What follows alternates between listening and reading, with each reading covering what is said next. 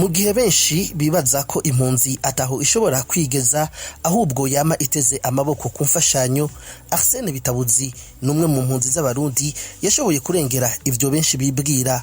Muri kino kiganiro ca kabiri, Arsene Bitabuzi twamusanze mu karere ka Kicukiro mu murenge wa Gikondo, ahasanzwe hakorera ishirahamwe ryiwe Arsene Réveillarize rifasha gutegura imanza n'ibirori mu muco kama n'akaranga vy'u Burundi. Ndabahaye ikaze mukurikirane kino kiganiro twagiranye.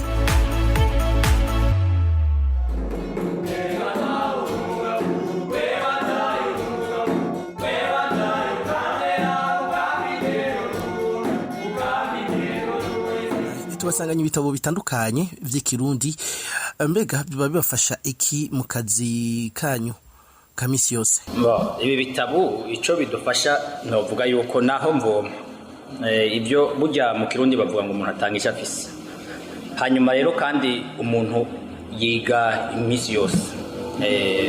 Rero naho mvoma bino bitabo ubona kino n'igitabo bita Gahugo k'Abarundi. Gahugo k'Abarundi ni imbyino za kera zaca ku radio cyane radio y'igihugu. Harimo imbyino zitandukanye. Iki rero nari nakirose mu buhinga bwa none, hanyuma ndagenda barakisohorera kiba igitabo. Ni imbyino harimo izitandukanye, harimo imbyino zo guhayagiza igihugu c'amavukiro n'ibindi, ni imbyino zo guhaya umuhanyi, imbyino zo guhaya wahugabiye zitandukanye mu Gahugo k'Abarundi. Akayero na Gahugo k'Abarundi natwe iyo dushaka kubyina duterama turaza tukaziga tukazibyina. Kenshi wanashaka hari abantu usanga bariko barabyina imbyino, wanashaka hanya ariko cangenda nanakeburiye abantu babyina imbyino z'ikirundi, ariko biranashika se mu mbyino z'ikirundi gusa ugasanga umuntu ariko aragerageza kwigana urubyino mugasanga ariko avuga amajambo atariyo, wanashaka amajambo adahuye. Rero ibi biradufasha kugira ngo twumve wa muntu yaririmbura urubyino kanaka ntiruturyohere gusa, ahubwo tumenye n'amajambo yakoresheje, twumve n'ubutumwa yashatse gutanga.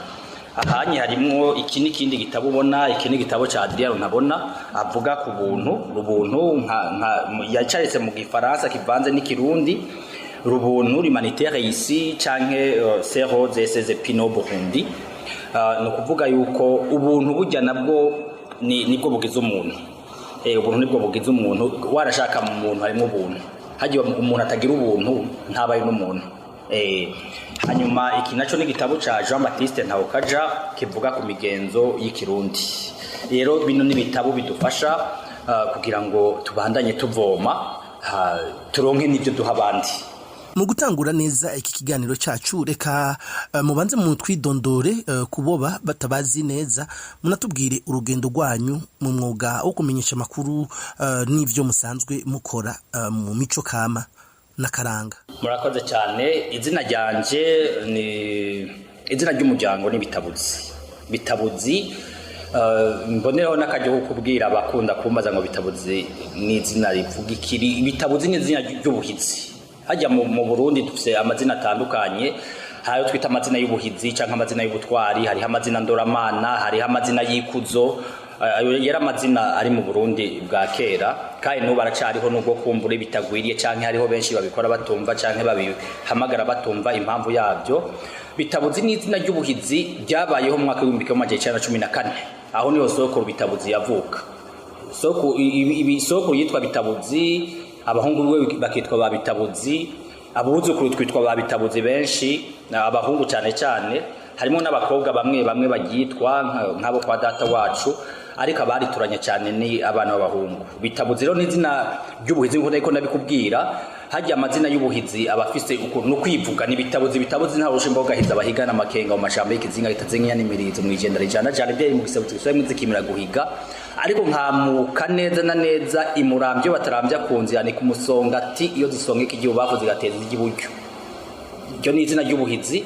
Iyo umuntu yitwa izina ry'ubuhizi agerageza no kumenya ico rivuga.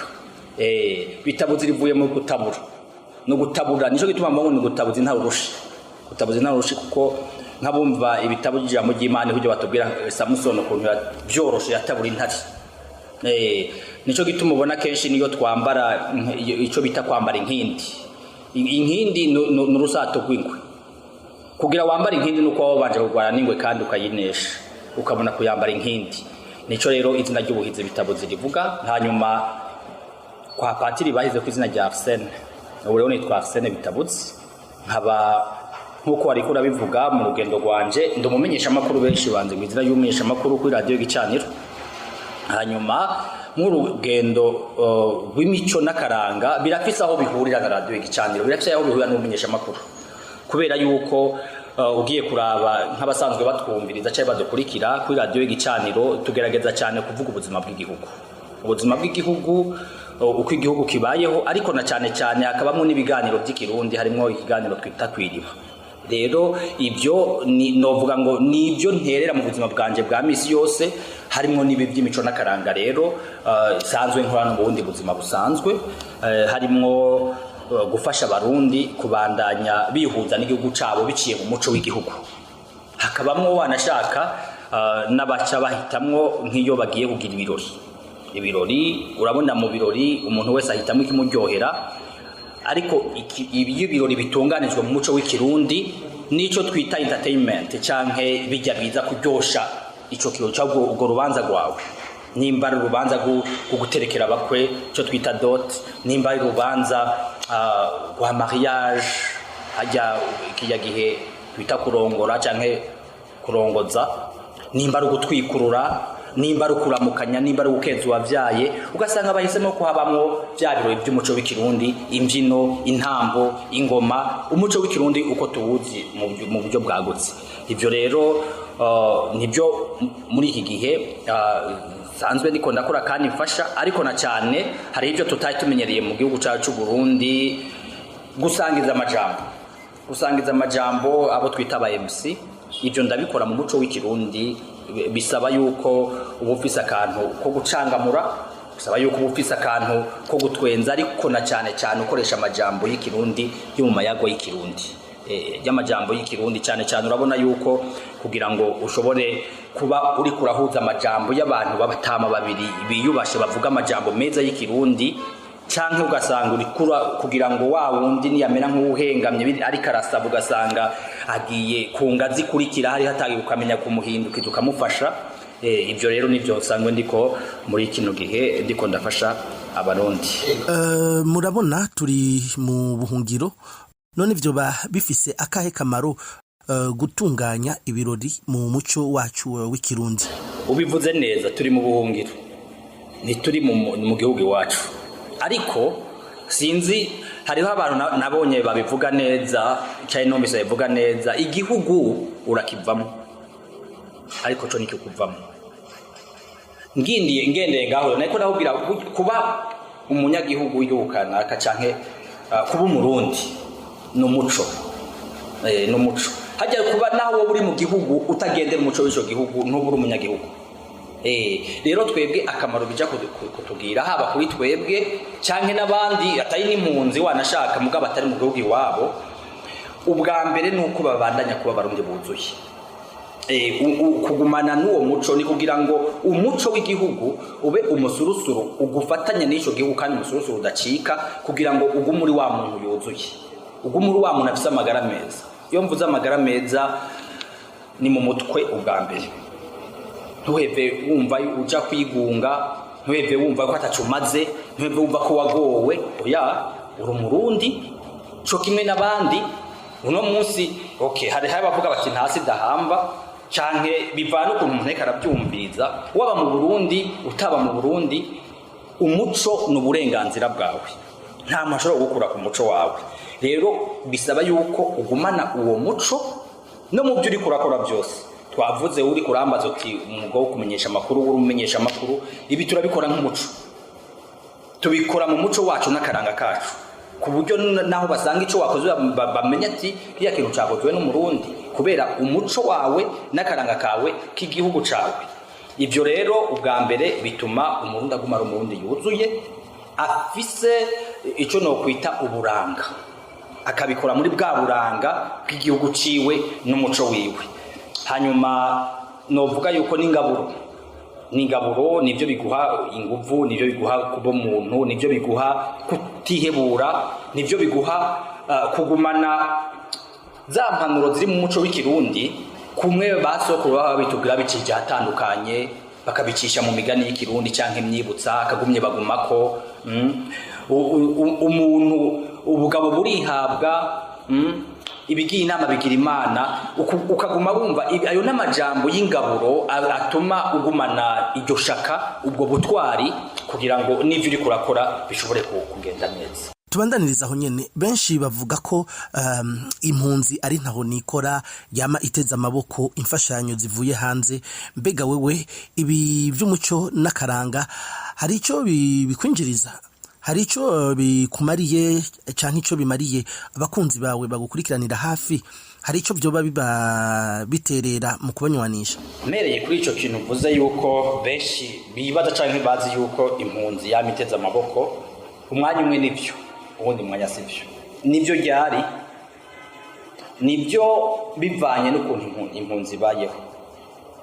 Burya umaze kuba impunzi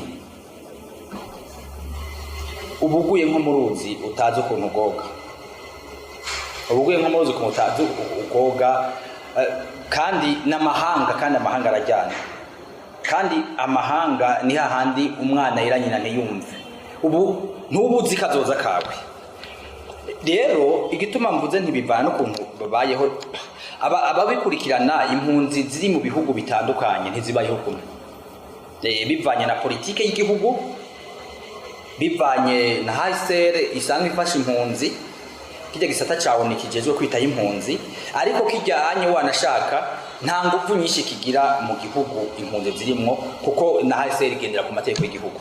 Urabizi nk'impunzi za Tanzania twama turiko turavuga, ahangarutse muri kasike umenyesha makuru, garutse nkambara kasike umenyesha makuru, urabizi twama turiko turavuga ibibazo impunzi za Tanzania zigira, impunzi za Kongo zifise, sivyo bibazo impunzi zo mu Rwanda zifise, sivyo bibazo impunzi zo muri Amerika zifise, sivyo bibazo impunzi muri Kenya zifise.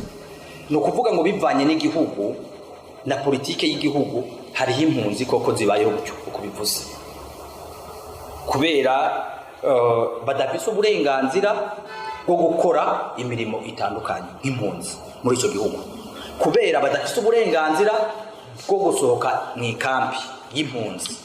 Aho rero mu ikambi y'impunzi benshi barahazi ukuntu haba hameze, nta uronka urima, ntusohoka, mubayeho uko mubayeho, utegerezwa gutega amaboko nyene, utega amaboko nde HCR.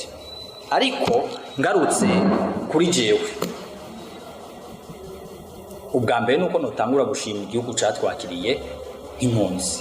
Twebwe jewe sindi impunzi yo mu ikambi ubwa mbere, ndi impunzi mubo bita impunzi zo mu miji.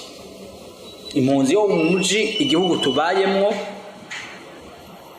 urigwanako, nta gutega amaboko, niyo HCR ntuyibuka kwibaho.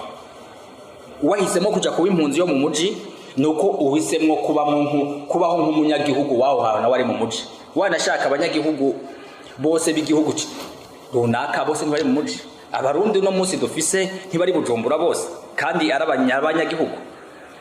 Rero twebwe amahirwe twagize nuko twarose igihugu kitwakira nk'impunzi, kikakwemera guhitamo kuja kuba mu ikambi y'impunzi, ukabaho urindiriye HCR nkuko wari kurabivuga, canke ukaja kwigwanako.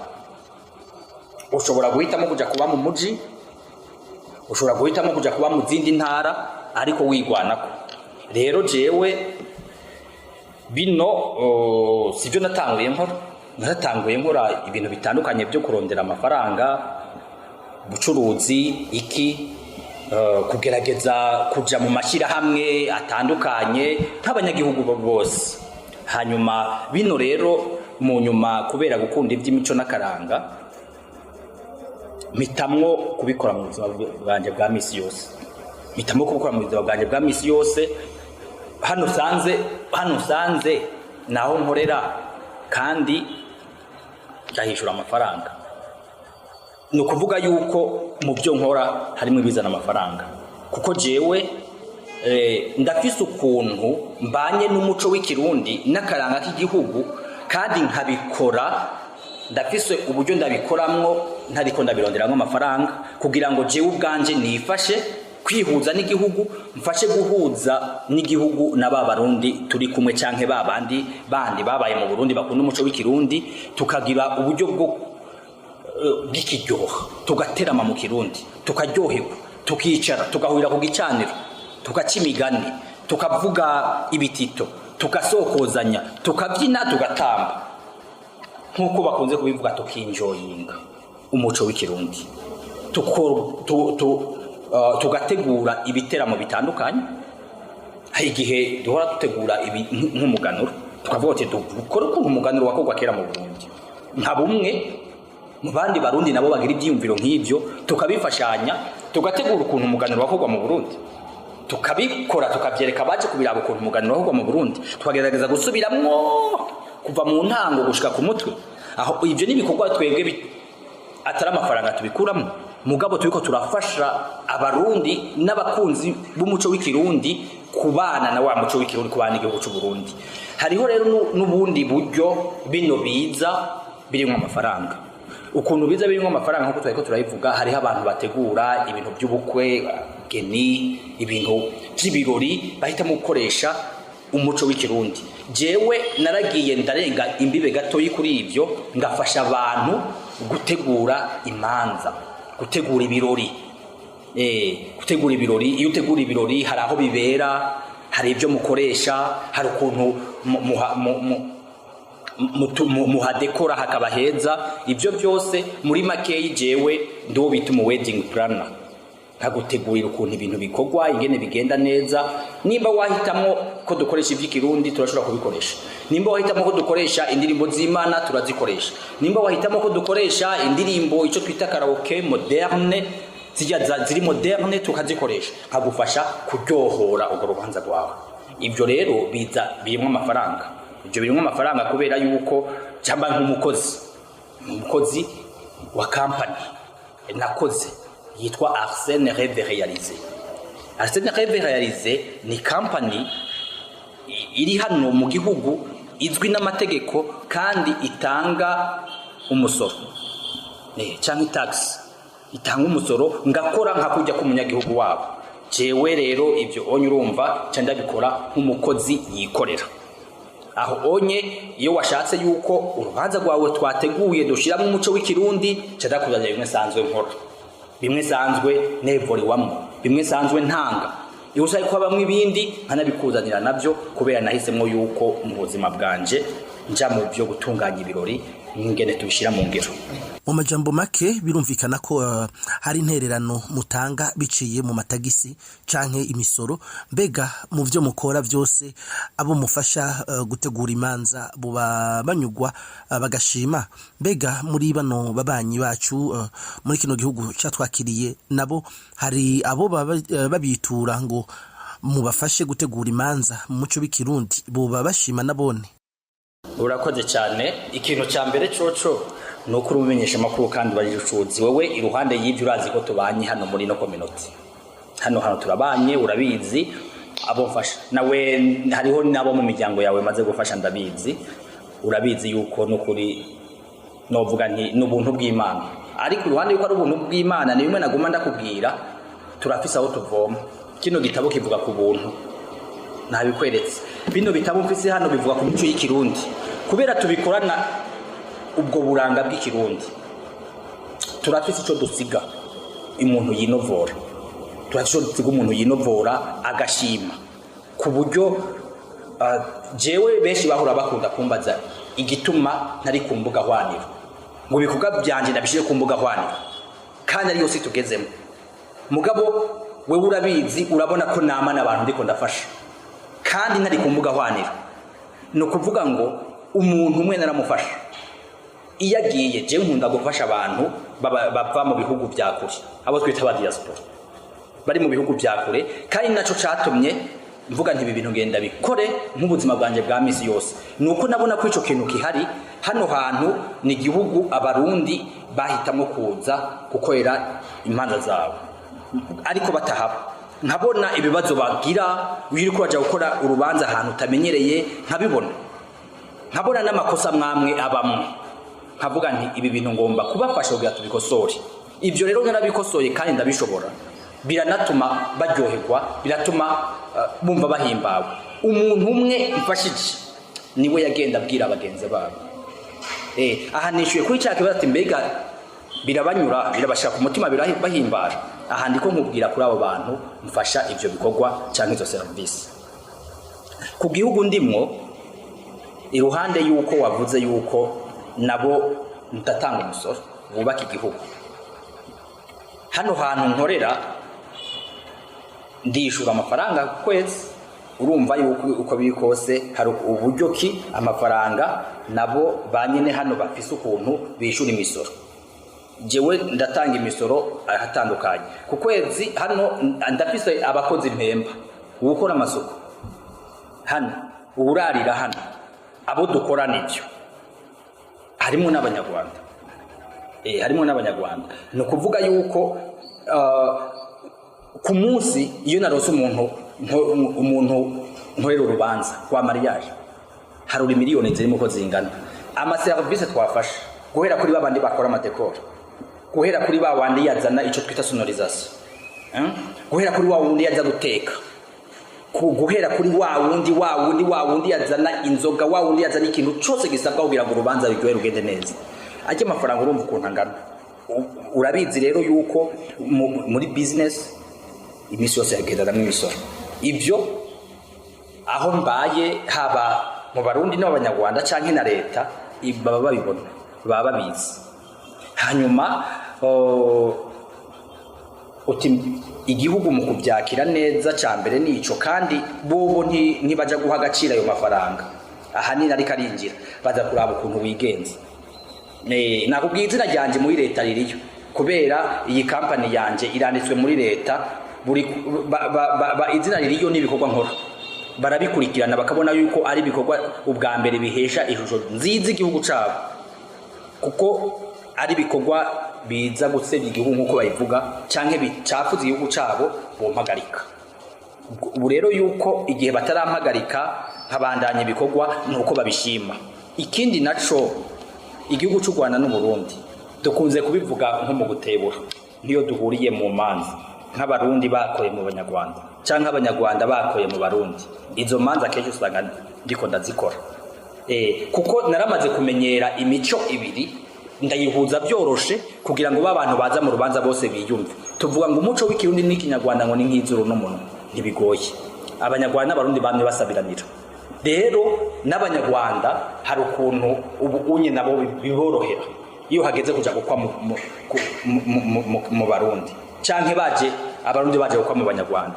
Abo bantu bombi barampurira ko bikoroha, kuko ndabafasha haba mu gutunganya izo manza no kuzishira mu ngiro mu mico yose kugira ngo byorohe biryohe. No kuvuga rero ngo nishuye muri make ikibazo cawe, haba ku gihugu, haba ku barundi bari hano, haba ku banyarwanda bari hano, bararyoherwa barishimira ibikorwa dukora. Bega niki mubona cyo hinduka muri uyu muryango ndundi tubayemwo?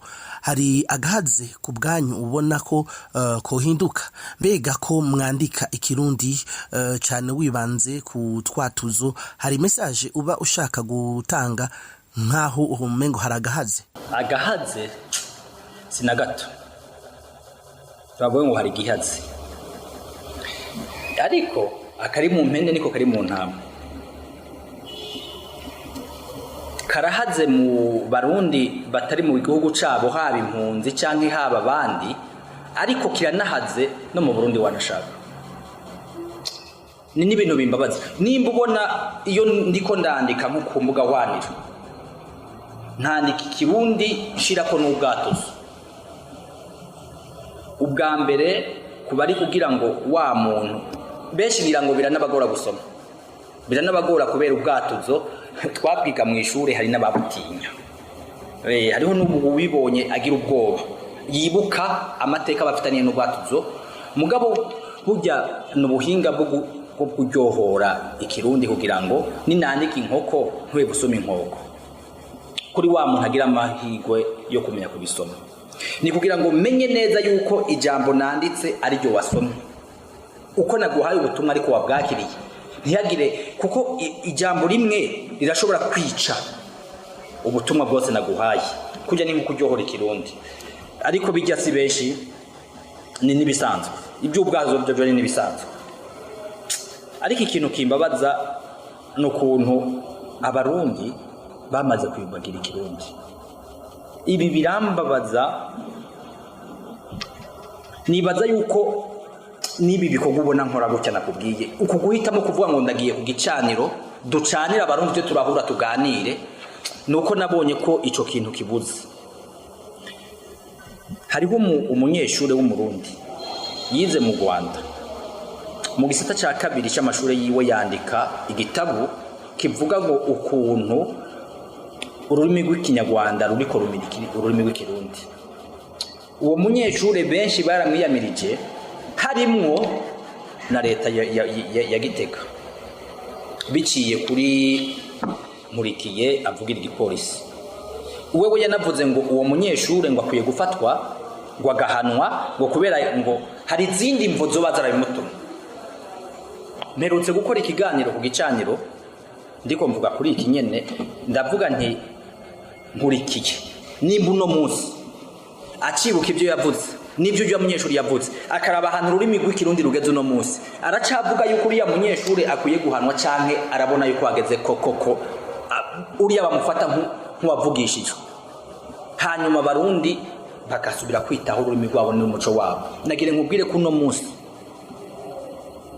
uretse abarundi batari mu Burundi tuvuga abarundi bari mu Burundi benshi bavuga ikinyarwanda uri ku mbuga hwanyu urabibona uri ku radio urabyumva uze nimba utari bwa birabe tangura ubunyene birabe nabariko baratwumviza batangura ubunyene babirabe ukuntu abarundi cyane cyane ugwaruka gwigana ugwaruka ngo mu Rwanda ku mbuga hwaniro mu kuvuga ikinyarwanda aho biracorosha ico twita les institutions publiques genda bifise hano narabibitse umunsi hageze ko nzobivuga ko ndakwereke urwandiko rw'urwego kanaka rw'igihugu banditse ikete bagashiramo ururimi rw'ikinyarwanda aho ni muri institution ni mu gihugu ni mu ntwaro no kuvuga ngo aho niho ucubona nibyo umbaje mu byohinduka nibaza yuko sinzi abantu nabwiye muri abantu bariko baragerageza guhanira impinduka mu gihugu urabona iby'igihugu byarapfuye byose abo mpora dushobora kuganira ndababwira nti twiyumvire ukuntu tugarukira umuco ubwa mbere umuco n'akaranga by'igihugu kubera nibyo byubatse igihugu ni nabyo uno munsi byapfuye kandi koko nibisanzwe burya turakunda kuvuga ngo mbega igihugu kirapfa ego gipfa ryari iyo umuco w'igihugu upfuye rero nimba ubona igihugu kigeze aho kigeze nuko umuco wapfuye rero uno munsi ibyohinduka sagahaze gusa hahaze ibintu byinshi hari gihaze ariko ikintu ubutumwa bwihariye ngomba guha impunzi cyane ngomba guha umurundi yifuriza neza igihugu nasubire yiteho umuco w'igihugu niyigisha umwana ariko umuntu atanga icyo afise nibabanze bige nibaze twige nibaze twigishe nibaze tuje kugicaniro twigishanye twihuze n'igihugu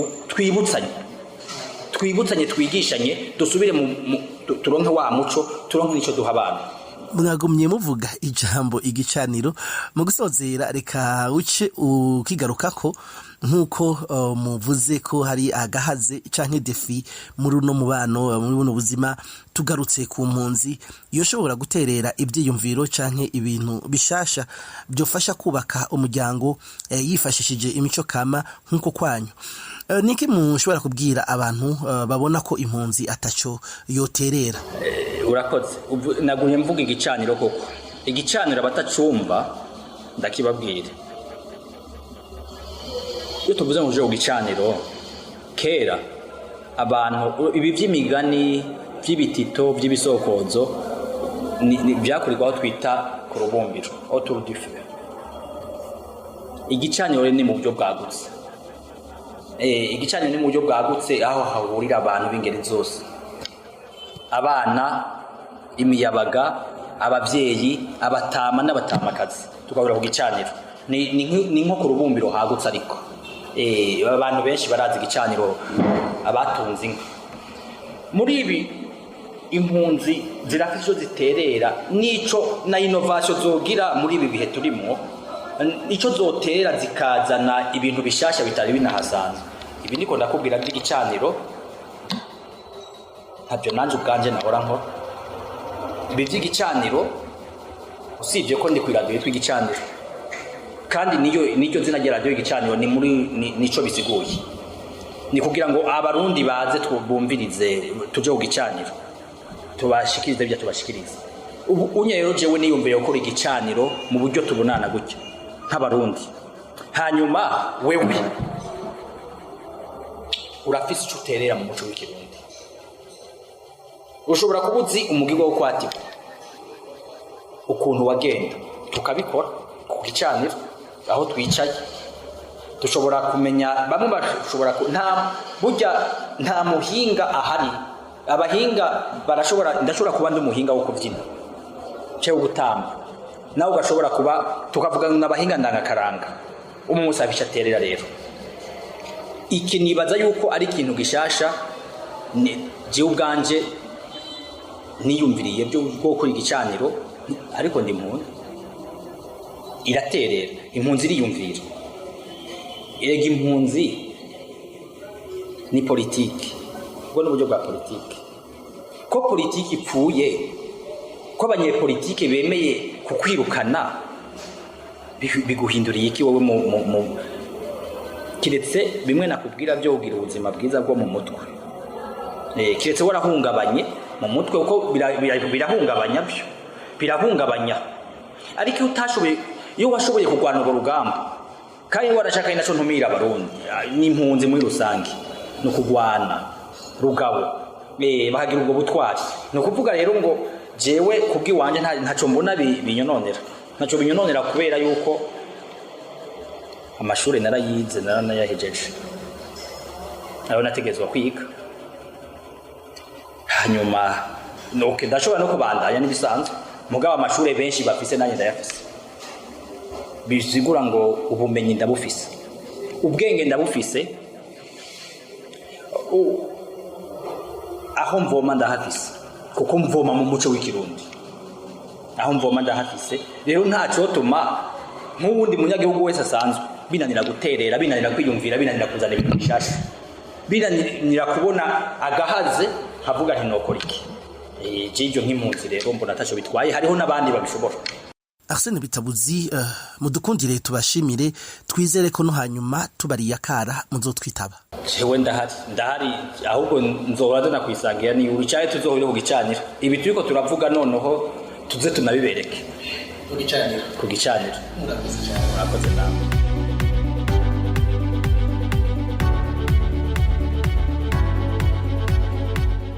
Aha niho hagarukiye kino kiganiro cacu ca kabiri Au-delà de l'exil ndabashimire kuba gikurikiranye ndabaha irindi sango ryo ku munsi w'Imana uza.